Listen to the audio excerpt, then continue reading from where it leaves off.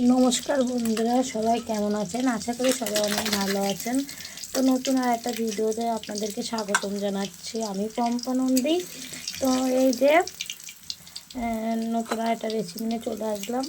আজকে রান্না করব ফুলকপি দিয়ে মাছ। তো তার জন্য যে মাছটা ভেজে নিচ্ছি। এখানে আমার 3 পিস মাছ ভাজা হয়ে গেছে, আরও মাছ দিব আমি। তো এই যে দুটো মাথা আছে, এটা হচ্ছে সরপুঁটি মাছ। একটু বড়ো সাইজের মাথা পোষা হয়েছে আর কি, একটু বড়ো সাইজের সরপুঁটি মাছ। তো আমি আজকে একটু বড়িও দিব, তার জন্য দেখেন বড়ি আমার বাসায় তৈরি করা বড়ি। তো এই যে বড়িগুলো আমি একটু ভালো করে ভেজে নিয়েছি। এখানে ফুলকপি আলু কেটে রাখছি কাঁচামরিচও কেটে একটু বাটনা করে নিতে হবে। তো আপনার ভিডিওটা দেখতে থাকুন। মাছগুলো একটু ভালো করে লাল লাল করে ভাজতে হবে। দেখুন আমি মাছটা একটু লাল লাল করে ভেজে নিয়েছি। যেহেতু সরপুঁটি মাছ একটু কড়া করে না ভাজলে খাইতে অতটা ভালো লাগবে না। তো আপনারা ভিডিওটা দেখতে থাকুন।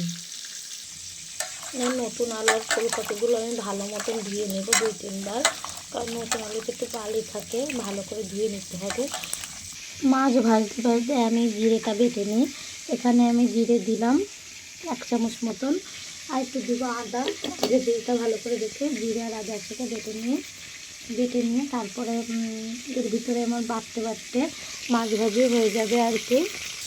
এই দেখেন আমার জিরে আর আদাটা বাটা হয়ে গেছে। এদিকে মাছ ভাজাও প্রায় 1 পাশ হয়ে গেছে, আর 1 পাশ বাকি আছে। তো আর 1 পাশ এবার আমি মাছটা তুলে, ফুলকপি ধোয়া কমপ্লিট। তো এবার আমি রান্নাটা বসিয়ে দিব। তো মাছটা ভাজা হয়ে গেছে, এখন আমি তুলে নেব। দেখেন মাছটা কতটা সুন্দর ভাজা হয়েছে। তো এবারে এই তেলেতেই আমি ফুলকপি আর আলুটা একটু ভালো মতন ভেজে নেব।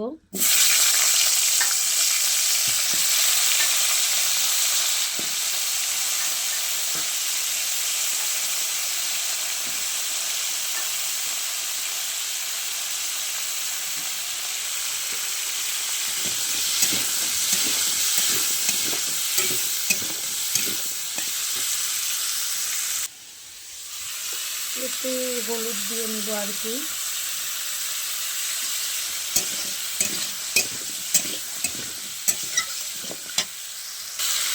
দিয়ে একটু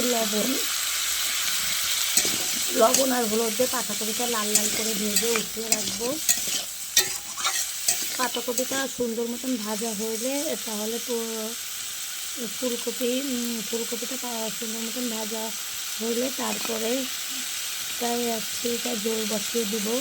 ভাজা ভালো না হলে একটা গ্যাস আছে, তো আর কি যার জন্য আমি কপিতে ভালো করে তেল দিয়ে ভেজে নেবো আগে থেকে। এবার আমি এটা উঠিয়ে নেব।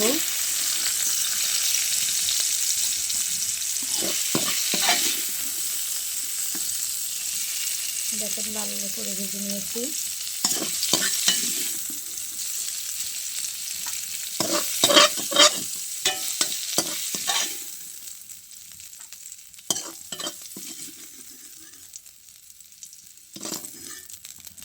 তো কড়াইতে তেল নেই, এবার একটু তেল দিয়ে নেব। তো কড়াইতেই আমি তেল দিয়ে নিয়েছি। এবারটা দিয়ে নেব জিরা ফোড়নের জন্য। জিরাগুলো একটু ভালো করে ফুটাই নিতে হবে, না হলে তরকারির উপরে ভাজবে না আর কি, আর সেলটা ভালো আসবে না। তো জিরাগুলো ভালো করে ফুটিয়ে নিয়েছি। দিয়ে দেব 2টা শুকনো জল।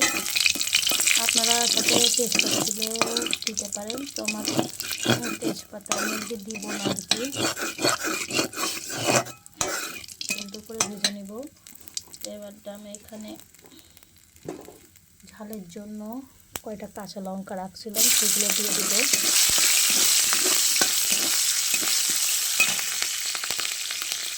তো ঝালটা আমার হয়ে গেছে ভাজা। এবার দেখি বাটনা আদা জিরে বাটাটা দিয়ে দিব।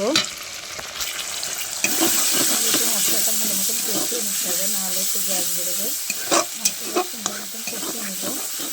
আপনারা চাইলে কালারের জন্য শুকনো ঝাল দিতে পারেন, মানে শুকনো ঝাল বাটা আর কি। তো আমি শুকনো জল দিব না, কারণ আমি এই যে ফুলকপি দিয়ে মাছের জলটা একটু হালকা করে কম মশলায় রান্না করার চেষ্টা করছি, যাতে হেলদি হয়। মাছটা ভালো করে ভাজা ভাজা করে নিতে হবে, নাহলে আদার গন্ধ বেরোবে।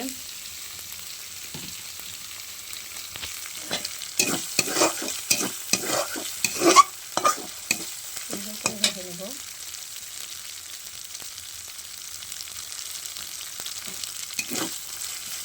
তো দেখুন মশলাটা আমার ভাজা ভাজা হয়ে গেছে। একটা এখানে এই যে ফুলকপি মাছ সব একসাথে দিয়ে দিব, একটু নাড়াচাড়া করে নেবো আর কি। সাবধানে নাড়াচাড়া করতে হবে, নাহলে মাছগুলো ভেঙে যেতে পারে।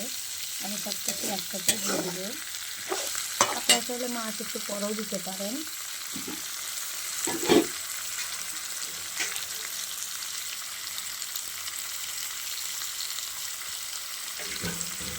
তো এই পর্যায়ে আমি দিয়ে দেবো জল ঝোলের জন্য।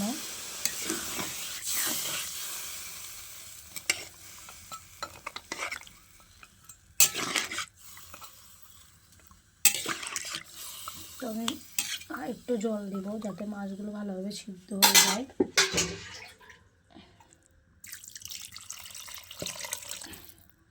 এই যে জল দিব। এই পর্যায়ে একটু লবণ আর হলুদ দিব, দিয়ে দেবো একটু লবণ,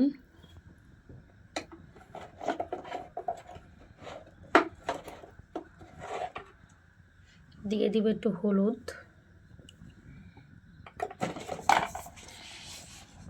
আমি একটু চিনি দিয়ে দিব যাতে হচ্ছে ফুলকপিটা একটু মিষ্টি মিষ্টি লাগে আর কি। চিনিটা আপনারা চাইলে দিতেও পারেন, নাও পারেন। তো দিয়ে এবারটা অপেক্ষা করব ঝোলটা ঘন হওয়া পর্যন্ত। একটু গরম মশলার গুঁড়ো দিব, দিয়ে নামিয়ে নিব।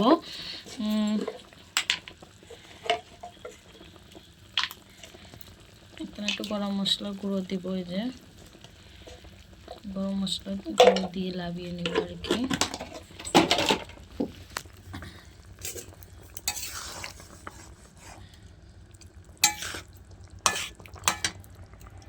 তো কেমন হয়েছে আমার তরকারিটা অবশ্যই কমেন্ট করে জানাবেন।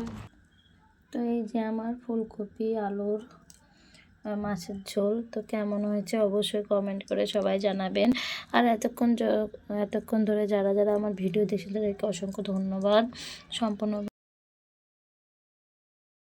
সুস্থ থাকবেন এবং আমার চ্যানেলটা অবশ্যই